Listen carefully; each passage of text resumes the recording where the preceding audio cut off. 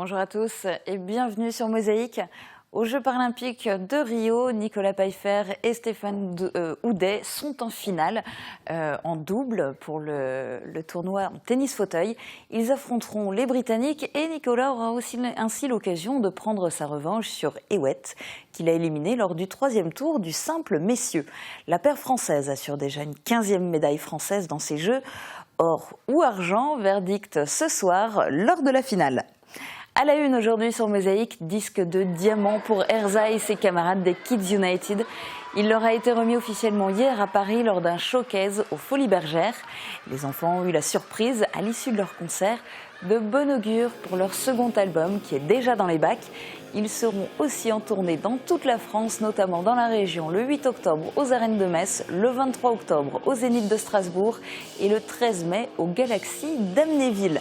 Le reportage filmé hier à Paris est à découvrir dans quelques instants dans le JT. Et en attendant, voici le sommaire complet de cette émission. Jean-Michel, votre conseiller isolation. Construction, aménagement, génie bois, une équipe de pros. Au programme aujourd'hui sur Mosaïque, dans la série Ils ont la patate à Wölflin, le dernier épisode est évidemment consacré à la dégustation. Disque de diamant, rien que ça pour Erza et ses camarades des Kids United qui étaient en concert hier aux Folies Bergères à Paris. Les métiers de la chimie sont de ceux qui embauchent. Le responsable des ressources humaines d'Ineos a rencontré des jeunes de la mission locale. La Casque a lancé des travaux de requalification de la rue Gutenberg. 8 mois de perturbation de la circulation sont à prévoir. Enfin, c'est la rentrée pour tous dans Plate-Bande. Bonne journée sur Mosaïque. Peckehofe, Milchknäpfle, Krumberkischle, il était difficile de faire son choix entre tous les menus lors de la fête de la pomme de terre à Wölflin. Jennifer Passet, vice-présidente du comité des fêtes du foyer socio-éducatif du village, nous emmène faire le tour des stands. C'est le dernier épisode de votre série Ils ont la patate à Wölflin et évidemment, il va vous mettre l'eau à la bouche. Maison Ossature Bois, fermeture extérieure. Une maison écologique et économique avec Virch Menuiserie.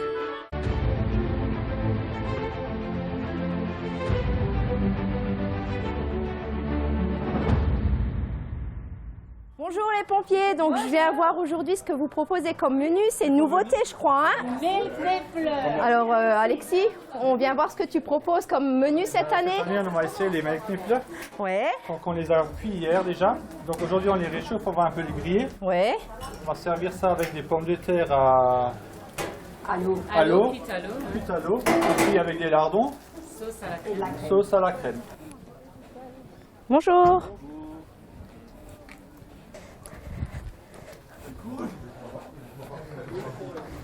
Tartiflette et tartiflamme. Voilà. Donc une c'est avec bien sûr tarte flambée avec du fromage, donc soit fromage à raclette, soit reblochon. Salut le Padev. Ça va? Voilà, donc on vient voir ce que vous préparez cette année. Des galettes comme tous les ans. Voilà, donc comment vous faites? Qu'est-ce qui se passe au niveau préparation? Est-ce que vous pouvez nous expliquer un peu? Alors la préparation se passe derrière. Oui. Donc il y a une personne qui râpe les pommes de terre et ensuite il y a 2 personnes qui font le mélange. Donc elles rajoutent le persil, le poireau, les œufs, les oignons, la farine, le sel, le poivre. Ensuite elles mélangent et ensuite on récupère les bassines et on cuit. D'accord. Et au niveau de kilos de pommes de terre, vous prévoyez chaque fois combien de kilos là? On a pris 500 kilos de pommes de terre.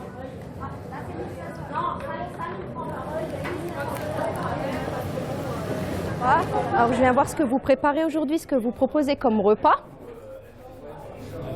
La tartiflette. Oui. Tous les ans. Et les préparations, est-ce que vous pouvez nous dire un peu comment ça se passe? Combien de kilos de pommes de terre? 200 kilos de pommes de terre. Oui. Et donc comment ça se passe? Vous préparez ça avant, après? Enfin, La veille, on ouais. prépare les pommes de terre et puis le lendemain, on prépare les plats. Merci les vétérans. Salut. Salut à tous. Il y a tout juste un an, Mosaïque réalisait un reportage sur Rémi Gross, grand spécialiste des pigeons. Vous allez voir, replay. Soyez Cloud Manager. Choisissez ID Réseau, partenaire des plus grandes marques Cisco, HP, Citrix. J'ai commencé l'élevage des pigeons à l'âge de 14 ans avec un couple pigeons que j'ai reçus de quelqu'un et après j'ai pris d'autres pigeons et je me suis fixé, une fois marié et revenu du service militaire, je me suis fixé sur le pigeon roumain que j'ai étudié. Et quand je suis allé au concours national, j'étais dernier et j'ai étudié la génétique. Et 9 ans après, je suis devenu champion de France, 23 années successivement. Tout à l'heure, l'invité du jour parlera non pas spécifiquement d'aviculture, mais d'agriculture. Fabrice Quilbourg, membre du syndicat Coordination Rurale, va me rejoindre pour faire le point sur la situation des agriculteurs. Mais regardez d'abord les prévisions de Météo France pour demain. Elles vous sont présentées par Sandrine Serbinou. Près de 4% des accidents du quotidien ont pour origine le bricolage. Assurance accident de la vie, la sécurité par tous les temps. Bonjour tout le monde, pour demain on aura droit à une journée mi-figue, mi-raisin. Les nuages l'emporteront le plus souvent sur les moments ensoleillés, mais ne donneront heureusement que de rares ondées. Le thermomètre perd encore quelques degrés et affiche de 11 à 15 degrés le matin et de 20 à seulement 23 degrés l'après-midi. Et oui, on s'éloigne des 31 degrés du début de semaine. Demain, nous serons le vendredi 16 septembre et nous fêtons les Edith. Le soleil nous accompagnera de 7h10 à 19h41. Je vous souhaite à tous une excellente journée. À demain!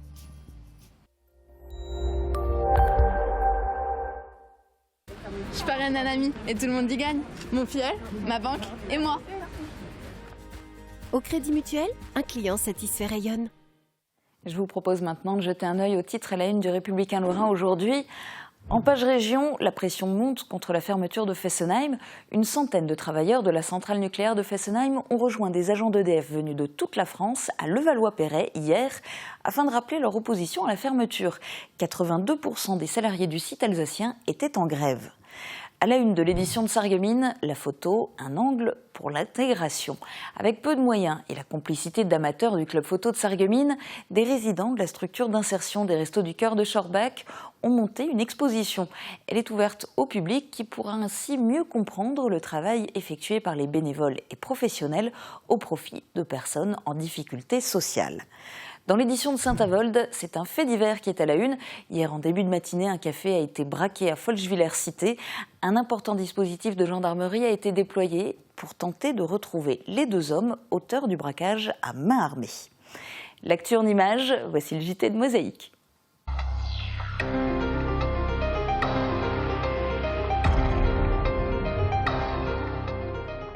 La chimie, ça peut être sexy ou tout du moins attirant lorsque l'on est en recherche d'emploi. C'est l'un des messages qui est ressorti du petit déjeuner entre une dizaine de jeunes de la mission locale et Frédéric Laurent, responsable RH d'Ineos à Sarralbe. Thomas Drouin était là aussi, il vous présente cette rencontre. C'est sous le patronage de Christophe Salin, le sous-préfet de l'arrondissement de Sarreguemines, que 9 jeunes en recherche d'emploi de la mission locale ont rencontré Frédéric Laurent, le responsable des ressources humaines de l'usine Ineos à Sarralbe. Des jeunes sélectionnés d'après leur CV pour cette rencontre avec une entreprise locale. J'ai eu une invitation via mission locale qui m'ont invité à venir, que c'était une présentation de l'entreprise et qu'il y avait de l'embauche à la clé. Cette rencontre sous forme de petit déjeuner leur a permis de découvrir le fonctionnement d'Ineos. Du côté de l'entreprise, cela fait partie de sa stratégie actuelle de participer à ce type d'action locale. Elle poursuit ainsi 2 buts, se faire connaître et rencontrer des jeunes pour leur présenter les métiers de la chimie. Car une embauche est toujours possible après de telles rencontres, Ineos est en processus de recrutement. Ça fait à peu près 2 ans qu'on est entré dans des processus de recrutement, que c'est assez compliqué de recruter du personnel pour opérer en fabrication, ce qu'on appelle nous des opérateurs extérieurs, puisqu'on demande un socle initial qu'on ne retrouve pas facilement aujourd'hui sur le marché. Si la préférence va vers des profils Bac Pro Industrie de procédés, l'entreprise reste ouverte aux personnes avec un socle de connaissances leur permettant de comprendre ce qui se passe lors des procédés dans l'usine, qui seront alors formés. Une formation de toute façon nécessaire, car les procédés y sont complexes. L'entreprise compte aujourd'hui 218 salariés et elle évalue à environ 80 le nombre de personnes qu'elle devra embaucher dans les 5 années à venir pour remplacer des salariés partant à la retraite. Et côté économie, on va maintenant parler d'agriculture. Fabrice Quilbourg, bonjour. Bonjour. Alors vous êtes membre du syndicat Coordination Rurale, vous êtes d'ailleurs le trésorier pour le département de la Moselle et puis élu à la Chambre d'agriculture. On parle très régulièrement de crise du lait, de crise de la viande, de crise. Pour vous, en revanche, cette fois-ci, la crise est générale au niveau de l'agriculture ? Oui, effectivement, tous les secteurs sont touchés, aussi bien les céréales que la viande que le lait, qui sont les 3 productions majeures dans notre département. On rajoute à ça les aléas climatiques de cette année, avec un printemps très humide et maintenant une sécheresse. Alors, quand on conjugue tout ça, c'est vrai que ça fait une crise très très profonde qu'on n'a jamais vraiment vue jusqu'à aujourd'hui. Il y a toujours une production qui se démarquait, qui permettait de combler un peu le déficit de l'autre. Aujourd'hui, ce n'est pas le cas. Et souvent, on disait que c'était les céréaliers qui s'en sortaient le mieux. Cette année, s'il n'y avait pas eu les problèmes de météo qui ont un peu gâché les récoltes, ça serait passé comment pour eux ? Ça aurait été mieux qu'avec les problèmes de météo, mais le problème il est même mondial, parce que ce qui se passe, c'est qu'au niveau mondial, un peu partout, ils font des récoltes records avec de très bonne qualité, alors que chez nous, c'était tout le contraire. Donc ces récoltes records ont pour incidence de faire baisser le prix au niveau mondial, puisque les stocks sont très élevés. Donc un prix faible, des rendements ici très faibles aussi, des qualités qui ne sont pas du tout là, ce qui fait qu'aujourd'hui on estime les pertes à l'hectare sur une exploitation de 400 à 500 € l'hectare, ce qui est énorme, quoi. Alors qu'est-ce qu'il faut faire ? Est-ce que vous avez des pistes ? Aujourd'hui, qu'est-ce qu'il faut faire ? Au niveau du lait, il y a eu la suppression des quotas qui ont également eu un effet de surproduction, ce qui fait mathématiquement baisser le prix. Aujourd'hui, il faudrait réguler déjà, ça serait une bonne chose. Ensuite, c'est à qui de réguler du coup ? C'est à l'État français ? C'est à l'Europe ? C'est aux Aujourd'hui, fédérations on d'agriculteurs ? raisonne au niveau européen. Un agriculteur qui va réguler par lui-même, à la limite, ça ne va pas changer grand-chose. C'est ce système des quotas qui aurait dû rester en place. Aujourd'hui, je pense que la première chose à faire, déjà dans l'urgence, c'est un peu à chacun de raisonner en fonction de son exploitation et de voir comment il peut réduire les charges et essayer de minimiser les dégâts.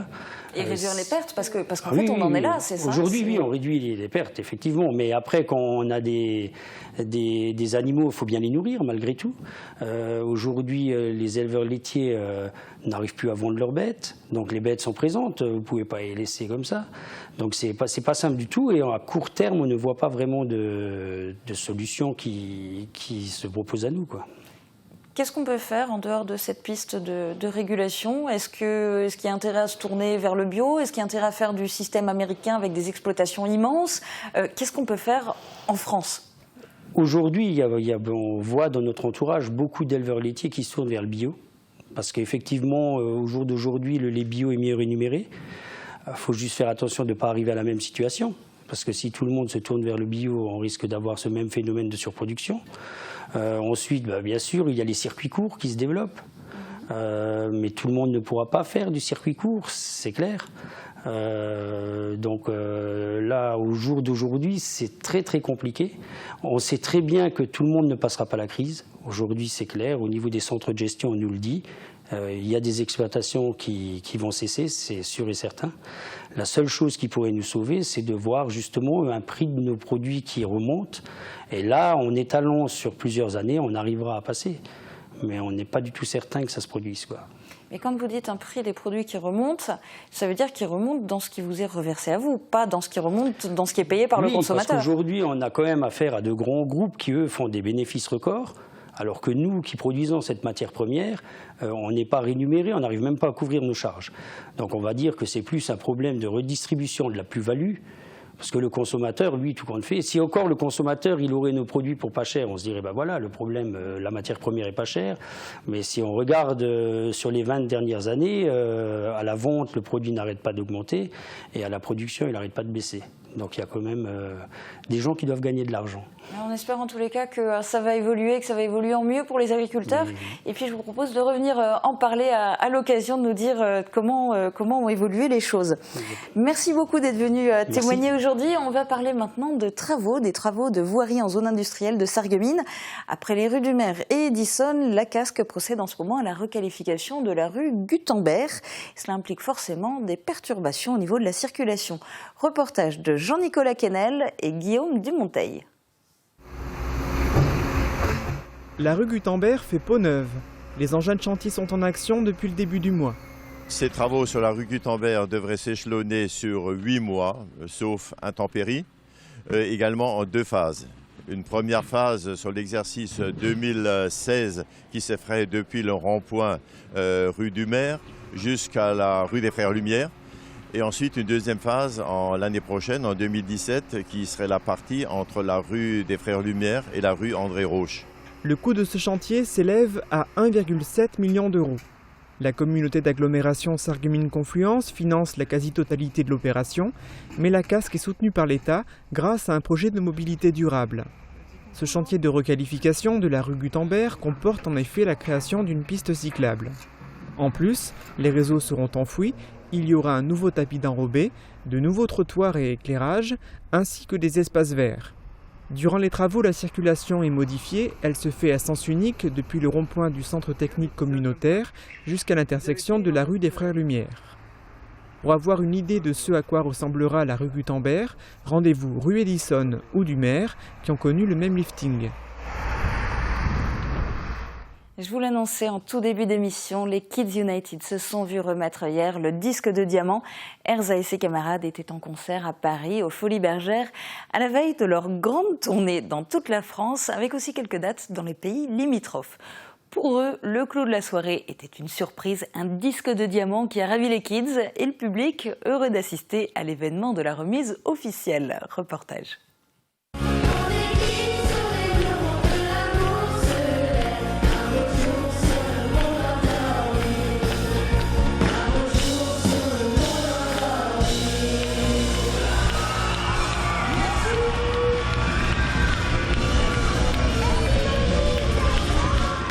Les enfants, on a une petite surprise pour vous. Alors, restez sur scène juste 5 minutes.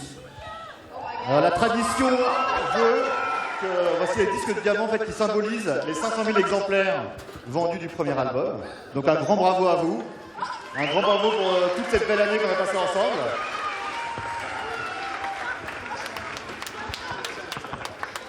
Et sachant que le deuxième album est déjà rentré numéro 1 du top 50, l'aventure continue. Déjà, je m'attendais pas du tout à ça, en fait, d'avoir le disque de diamant. Et quand je l'ai eu, j'ai pas du tout réalisé, j'étais choquée, j'ai failli pleurer, mais j'ai essayé de retenir mes larmes. Et c'est quelque chose de magique que je garderai tout le temps, et voilà.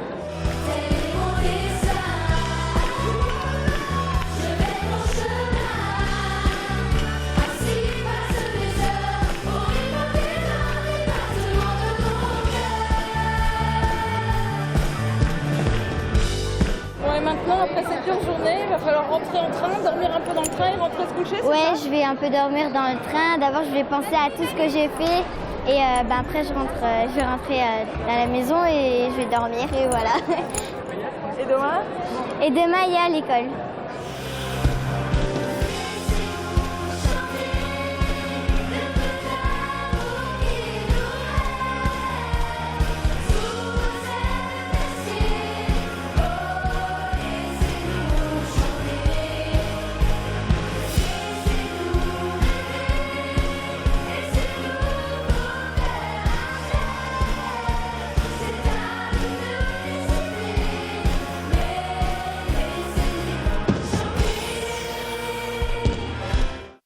Et mercredi prochain, Erza fêtera son anniversaire sur la scène de l'Olympia. Elle chantera à nouveau à Paris avec les Kids United, cette fois aux côtés aussi d'autres stars, notamment Slimane, Amir, Joey Star, Alain Chamfort ou encore la troupe des 10 commandements pour un concert intitulé « Leur voix pour l'espoir » au profit de la lutte contre le cancer du pancréas. Et puis je vous proposerai prochainement sur Mosaïque un magazine grand format sur les coulisses du concert aux Folies Bergères et l'aventure d'Erza au sein des Kids United avec de nombreuses interviews et des extraits des répétitions et du concert. En attendant, on va passer à la suite de cette émission avec la rentrée vue par la joyeuse bande de Plate-Bande. A tout de suite.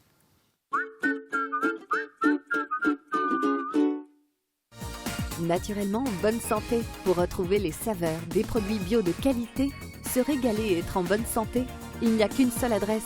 Santé Crépi, La Vie Claire, au 5A rue des Ormes à Sarreguemines. La Vie Claire, le bio est dans ma nature. Vous l'attendiez tous, la saison culturelle de la ville de Sarreguemines redémarrera sur les chapeaux de roue dès le vendredi 30 septembre prochain. Boulevard Désert, Patrick Timsit, Alex Lutz, Bérangère Krief, Baptiste Le Caplin, Idir, Rock the Ballet et bien d'autres. Tout un programme à découvrir sur www.sarreguemines.fr. Abonnement à partir du mardi 13 septembre à 10h dans le hall d'accueil de la scène de l'Hôtel de Ville ou directement sur le site de la ville www.sarreguemines.fr. Renseignements à l'Office de tourisme Sarreguemines Confluence. Quoi? Écoute mon chéri, tu as vraiment un problème d'audition. Ok, je vais demander l'addition. Quand on comprend de moins en moins bien, on finit par se couper du monde. Réagissez et testez votre audition gratuitement à la passion de l'audition.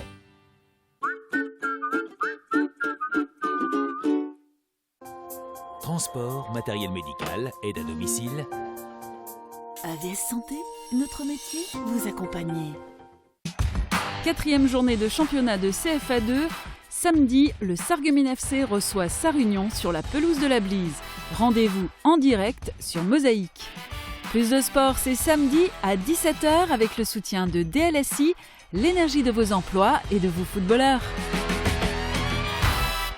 Le Dalai Lama se rendra à l'Université de Strasbourg pour y tenir des conversations très attendues. Cet événement se déroule dans le cadre de sa visite de la capitale alsacienne à partir d'aujourd'hui. De nombreuses questions et tables rondes seront au programme avec le rapport entre le corps et l'esprit au cœur des discussions. Une visite qui a été soigneusement préparée. Reportage d'Alsace 20, extrait du magazine Une semaine en région. Ça fait 1 an que nous sommes en train d'organiser cette venue. Sa Sainteté porte un message de paix. Son action principale évolue sur 3 thèmes. Le premier thème, c'est l'humanisme, le fait du développement de la patience, de l'amour, de la compassion chez les êtres humains. La deuxième chose, c'est effectivement tout ce qui peut avoir rapport avec l'interreligieux. Donc effectivement, Sa Sainteté assistera à une réunion interreligieuse à Paris. Et la troisième chose, bien sûr, la préservation du monde tibétain, que ce soit par les textes, par la culture, par les arts, etc. etc. C'est sur ces 3 thèmes-là que se feront toutes ces rencontres. Sa Sainteté le Dalai Lama est comme une autorité spirituelle. Elle est importante. À 81 ans, c'est quelqu'un qui a vécu 60 ans en dehors de son pays, en exil, avec plus de 100 000 Tibétains, et que des jeunes lycéens puissent voir cette autorité qui toujours a continué à parler de la non-violence, qui a continué effectivement à dire je tiens à garder le dialogue, un dialogue ouvert avec le Parti communiste chinois, et qui a toujours tendu la main pour que ce soit des élèves, pour que des élèves puissent découvrir cet être assez exceptionnel. Ça me paraissait essentiel qu'ils puissent y aller. Le contexte actuel, les difficultés que vive notre pays ont 2 impacts. D'abord, ça rend encore plus important cette visite. Quelqu'un qui prône la paix, la tolérance, le dialogue entre les peuples. Évidemment, dans ce contexte, ça a une signification particulièrement forte. Mais oui, il faut mettre en place des dispositifs de sécurité particulièrement renforcés. Ça sera le cas, bien sûr, au Zénith pour les journées d'enseignement. Ça sera le cas aussi au Palais de la Musique et des Congrès. C'est ouvert à tous les Strasbourgeois, mais il faudra s'inscrire au préalable sur le site de la ville pour que tout cela ça se passe dans de bonnes conditions. Le Dalai Lama sera samedi et dimanche au Zénith de Strasbourg. La rentrée de plate-bande, c'était la semaine dernière, mais nos joyeux lurons n'ont pas encore eu l'occasion de parler de ce moment particulier de l'année où toutes les activités reprennent en même temps que l'école. Ils se rattrapent cette semaine avec leur bonne humeur habituelle. Avec Aviva, ne rêvez plus. Cuisinez, invitez votre famille, vos amis. Aviva, la cuisine qui vous va.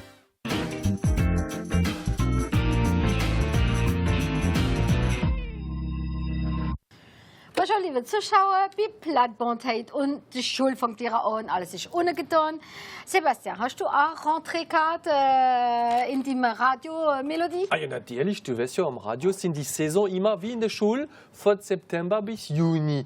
Und dann kommt Juli bei uns, wo die Chiffre de Sondage, l'audimat rauskommt. Oh, da habe ich immer wie man so sagt, Bertrand, hinterhängen, weißt du? Weil das ist immer wie für uns der Bulletin, der Carnet de Notes, da weiß man, ob man am Radio gut geschafft hat oder nicht. Aber aber ich weiß natürlich, wie das war, als ich kleiner Bub war. In der Schule, da hast du neue Kleider gekriegt, hast du neue Schuhe gekriegt und hast du neue Kartable gekriegt. Da weiß ich, da sind wir immer ins Sarreguemines gegangen, in die Librairie Cherrier.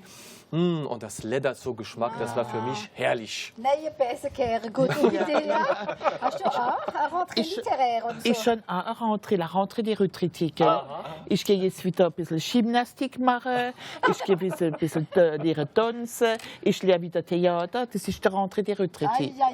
Bertrand, war das früher auch so bei den Römer? Bei den Römer? Ja, die haben sowieso schon voll gehabt, das sowieso. Aber zum Beispiel, ich will ein bisschen über den Victor Jean Duruy reden. Das war der Minister von Napoleon III. Und er hat damals schon in den 60er Jahren, 1860, hat er schon wollen Gesetze rausgehen, dass die Jungen alle in die Schule gehen. Alle gehen. Und gratis schon damals. Sogar vor dem Ferie hat er schon so etwas anfangen. Jetzt kann ich gerade sagen, qui a eu cette idée folle, un jour d'inventer l'école. Genau ist das. Ja, die Schule lernt man viel, gell, so Gasmos. Ja, früher haben sie gelernt, Moos, die von Messen, das Wasser und so, gell. Dann war da in der Schule, hat auch die Lehrerin gefragt, wem kann man dann sagen, was es unterm Liter gibt? Und der Fritze liebt den Finger, gell? Ich weiß es. Da ist der Deziliter, da ist der Centiliter und der Milliliter. Oh, bravo Fritzl, sehr gut, gell? Ja, und immer um Liter, Momsel, da ist der Stuppert. Ja, Susanne, was gut ist, ich habe schon auf der Kalender geschaut, weil dieses Jahr in 2016 sind wir ein bisschen angegangen mit den Jours fériés. Die sind ja alle der 1. Mai, der 8. Mai, Sonntagsgefallen. Da habe ich geschaut, wie das in 2017 ist. Und gute Nachricht, da haben wir ein Long Weekend, weil das fällt dann der 1. Mai und der 8. Mai immer am Montag. Der hätte in der Schule möchte das nicht. Oder ein Funktionär. Ja, der kann gut kalkulieren, gell? Und dann kann uns Moos von ja, und wenn der Lust der Kalender oder so, die Schulmeisterin lohnt direkt alle 6 Wochen, dass da wieder Ferien sind. War das noch immer so mit der Ferien, Bertrand? Ja, sowieso. Ferien müssen sein. Ferien sowieso Haumarkt, ausmachen. Und da sind die Jungen nicht in die Schule gegangen damals. Da sind sie halt, hoppla, École Buissonnière gemacht. Ja, das der kleine Junge hat auch gemeint, wie die Lehrerin gefragt hat, wo kommt das Gewitter her? Und dann hat er gesagt, für die Oma. Sagt sie, für die Oma? Ja, die sagt immer, wenn es Blitz und Donner hat. Genau, das habe ich schon lang gespielt in den Knochen. Ja. Und dann ist immer gefragt, was macht der Papa für Beruf, gell? Ja. Und dann hat auch der Fritz gesagt, mein Papa, der ist Funktionär. Ja, und die Mama, die macht auch nichts. Apropos nichts machen, ich habe mich auch schon schlau gemacht. Ja. Wann sind die nächsten Ferien? Am Mittwoch, den 19. Oktober. Siehst du, komm, fängst an und schon hast du die nächste Urlaubsferie. Erzähle jetzt zweimal mal etwas von ihrer Schule. Du hast vorher schon angefangen. Ja. Die Bauern haben da früher immer Schule gesagt, Bertrand, mit einem Pferd drauf. Ich habe eine Pferd drauf gehabt, ja. Wir haben im Dorf einen Sattler gehabt. Ja. Und der hat sogar den Schulsack selber produziert. Aus Leder, direkt aus Leder genäht. Und da war ein Pferd aufgestanden sogar. Also das war wunderbar. Ja. Das hast du keine Wichse, weißt du, zwei Liter Schulsack. Und dann hast du, ich habe einen von meinem Papa, dann habe ich eine lange Bandoulière dran gemacht, das habe ich genommen als Tasche. Gut, so. Ja, das war mal jetzt wieder die Sendung über die Rentrée. Die nächste Woche reden wir von Maquillage, Schminke. Bitte Frauen, aber auch bei uns die Männer, gell? Und das gibt's jetzt auch. Genau. Ja, wie heißt es? Die Hipster. Bis die nächste Woche. Une dernière info avant de vous quitter, sécurité renforcée dimanche à la Casque à l'occasion de la journée du patrimoine et de la fête des fleurs et des plantes. Le parking de l'hôtel de la communauté sera fermé au public et des agents de sécurité procéderont à une fouille visuelle des sacs. Des mesures de sécurité accrues, rendues nécessaires par le contexte de l'année 2016, en espérant que cela ne vous découragera pas de venir visiter le château et arpenter les allées du marché aux fleurs et aux plantes. C'est la fin de cette émission. Je vous donne rendez-vous demain dès midi sur Mosaïque pour un nouveau numéro de Bref de comptoir. Très bonne journée à tous.